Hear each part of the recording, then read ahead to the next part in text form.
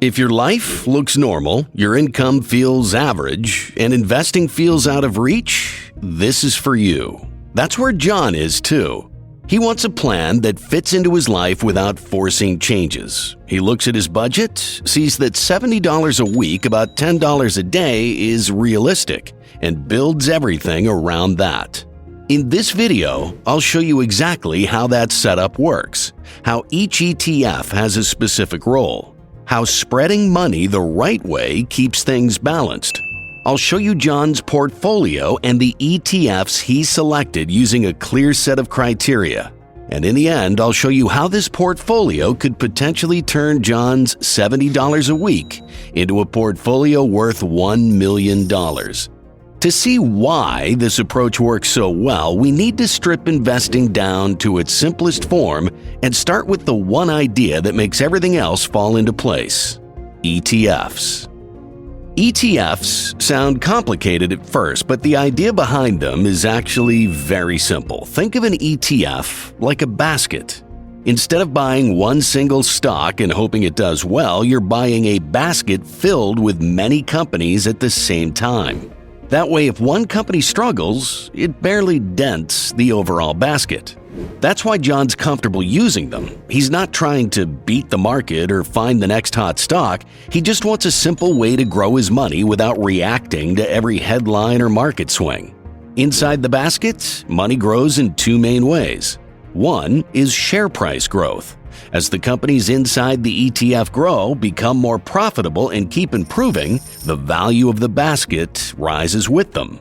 The other is dividends. Some companies share part of their profits with investors, and those payments get passed on to you.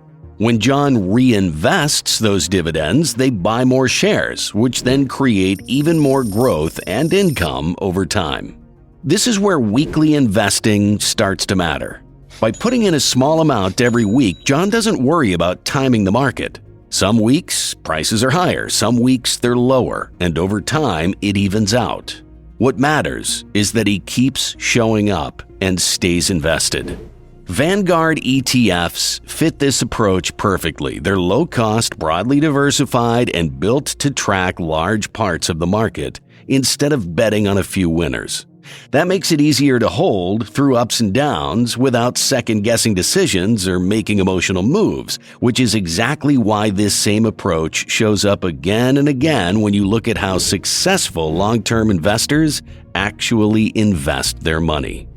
They don't spend their time chasing hot stocks or trying to predict the next big winner. Instead, they focus on owning broad pieces of the market and letting time do the heavy lifting. One of the most well-known examples is Warren Buffett. Over and over again, he's explained that most people are better off owning low-cost index funds rather than trying to beat the market. And his logic is simple. When you own a broad slice of businesses, you benefit from overall economic growth without needing to guess which company will outperform next year. Jack Bogle, the founder of Vanguard, built his entire investing philosophy around this same idea. He believed that diversification, low fees, and long-term discipline matter far more than clever strategies. By spreading your money across thousands of companies and keeping costs low, more of your returns stay in your pocket. Beyond broad market investing, many professionals emphasize balance. Growth-focused investments like technology drive long-term appreciation, while income-producing assets, such as real estate, add stability and cash flow. Combining growth, diversification, and income reduces resilience on any single outcome and creates a portfolio built to hold up across market cycles. And that leads to the next question. How do you actually choose the investments that make this balance work? Before putting any money into an investment, it's important to understand the rules behind why it was chosen. It's built on a small set of criteria that consistently show up in long-term successful portfolios. First, the investment has to be broadly diversified. Instead of relying on a handful of companies, these investments spread your money across entire sectors or the market as a whole. That lowers risk because no single company or event can derail the entire portfolio. Next, it needs to have a proven track record. These investments have been around long enough to show how they perform across different market conditions, including recessions, bull markets, and periods of high inflation. Longevity matters because it reveals resilience. Cost is another big one. Fees may look small, but over decades, they quietly eat into returns. That's why low expense ratios matter so much. The less money going to fees, the more stays invested and compounds over time. Liquidity and scale also matter. These ETFs tend to be easy to buy, easy to hold, and large enough to handle steady contributions without friction. Finally, there's balance. No single ETF has to do everything. Some are there to drive growth, others to produce income, and others to add stability. When those pieces work together, the portfolio isn't depending on one outcome to succeed. With those rules in place, the next step is choosing the foundation on which the rest of the portfolio is built. For John, that foundation is the Vanguard Total Stock Market Index Fund, VTI. When I call VTI the foundation, I mean it acts like a whole U.S. economy button. Instead of buying individual stocks, you're buying a single fund that owns a wide range of U.S. businesses all at once. That way, you're not betting your future on just a few names. You're spreading your money across the economy as a whole. That diversification shows up clearly in the sector mix. About 33.23% sits in technology, followed by 12.91% in financials, 10.46% in healthcare, 10.37% in consumer cyclical, 10.17% in communication, and 8.73% in industrials, with smaller exposure to energy at 2.98% and real estate at 2.39%. No single industry gets to control the outcome. Looking at the holdings, the top 10 holdings show what actually drives the fund. Companies like Apple, Nvidia, Microsoft, Amazon, Broadcom, Alphabet, Class A and C, Meta Platforms, Tesla, and Berkshire Hathaway sit at the top, and together make up about 34.75% of the portfolio. These are established leaders already shaping the global economy. So as they grow, VTI grows with them, while still staying exposed to many other businesses in the background. Now here's the part that many people overlook: size and cost. VTI is massive, with around $2.06 trillion in fund assets and about $574.76 billion at the class level.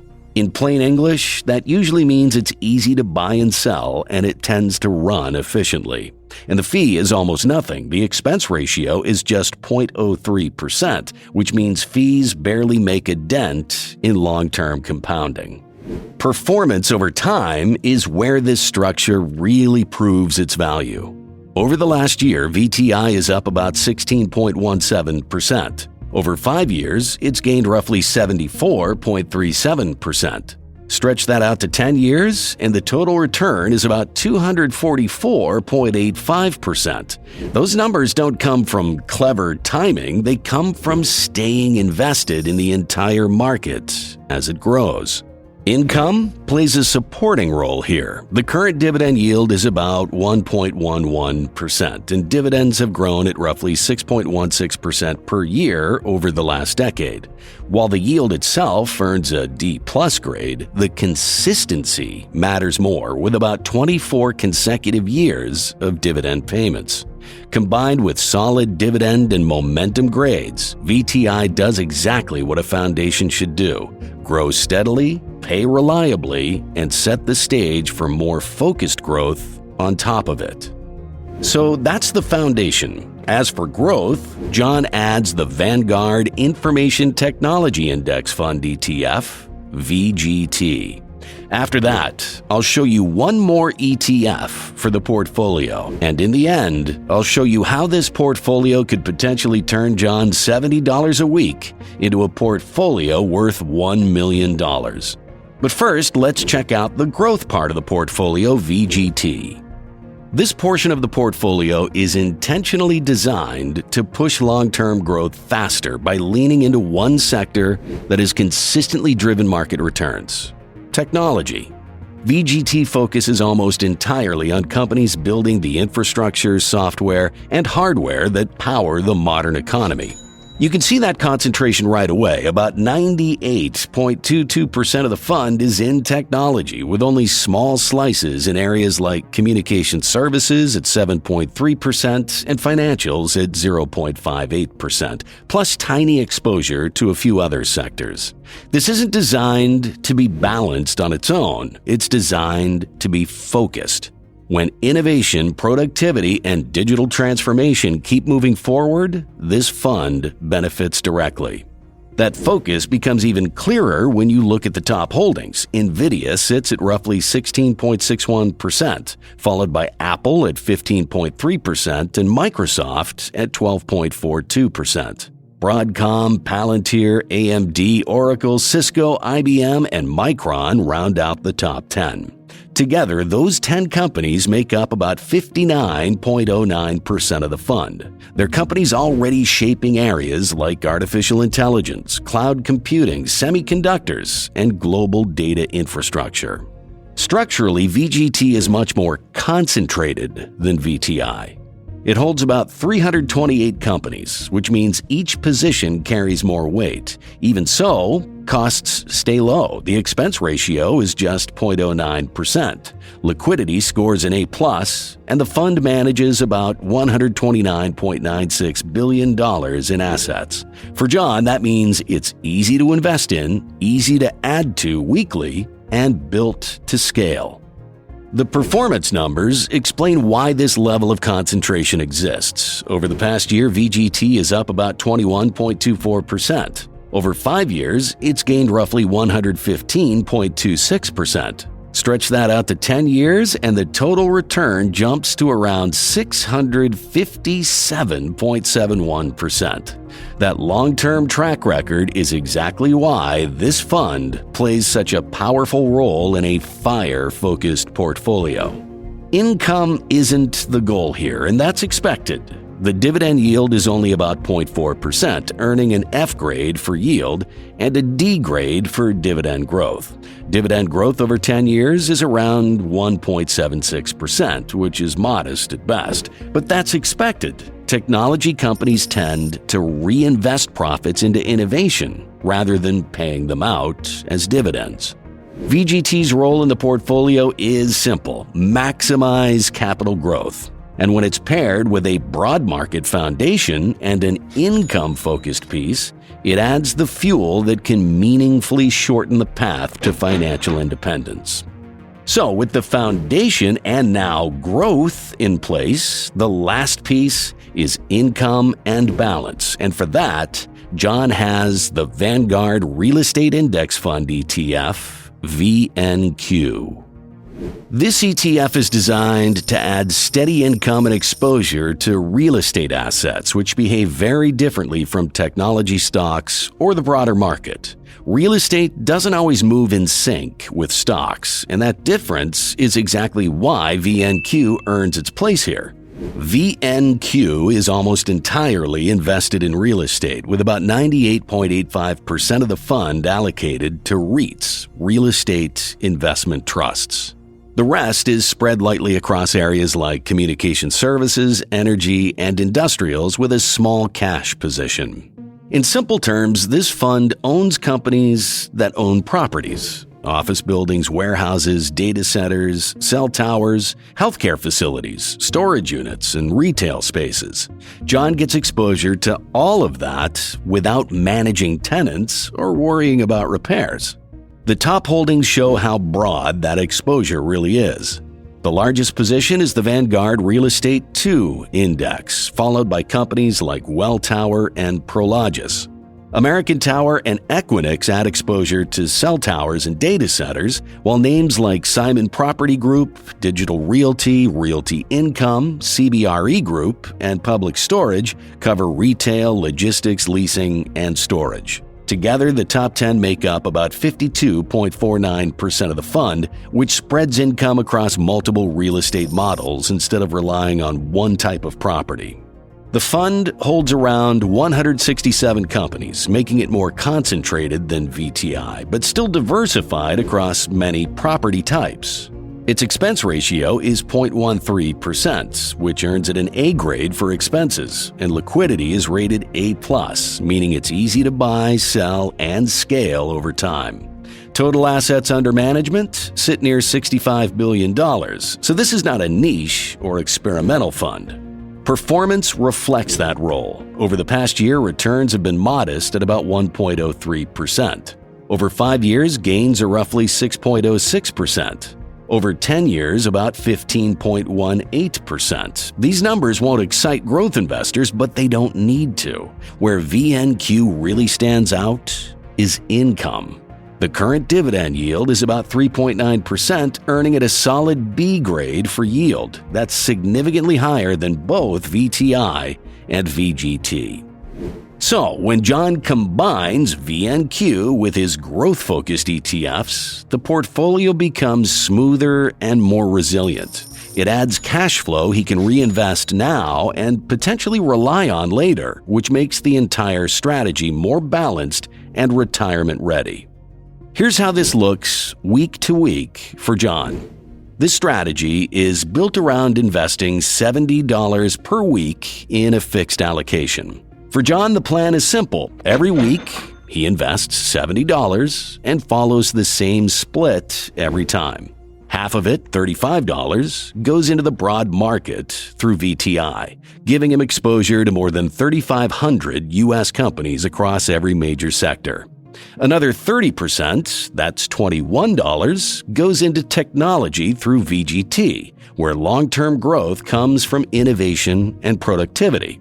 The remaining 20%, which comes to about $14, goes into VNQ, adding real estate income and diversification through property-based cash flow. At $70 per week, that's $3,640 per year invested automatically, without timing the market. Over time, this consistency is what allows compounding to do the heavy lifting. Now let's look at what the long-term projections show if John simply keeps doing this. For the first year, John's portfolio will be the same as his contribution, $3,640, assuming 52 weeks in a year. After 10 years, John's total contributions would reach $36,400. Based on the projections, the portfolio would be valued at about $69,562. At this point, the growth is starting to pull ahead of what he's putting in. By year 20, total contributions would add up to $72,800, while the portfolio would grow to approximately $310,287. Most of that value wouldn't be coming from new money anymore, it would be coming from compounding doing the work in the background. After 30 years, John's total investment amount would be $109,200. That's what he puts in. The portfolio, however, is projected to reach about $1,126,635. That means roughly $1,017,435 of the final value would be projected to come from growth and reinvested dividends, not from John's direct contributions. Breaking down the total value further, about $1,002,450 would be projected to come from share price growth, with about $14,985 coming from dividends reinvested along the way. Want more dividends instead of growth? Click the video on the screen to see how a simple $5 a day investment can grow into a portfolio that pays more than $8,000 a month in dividend income.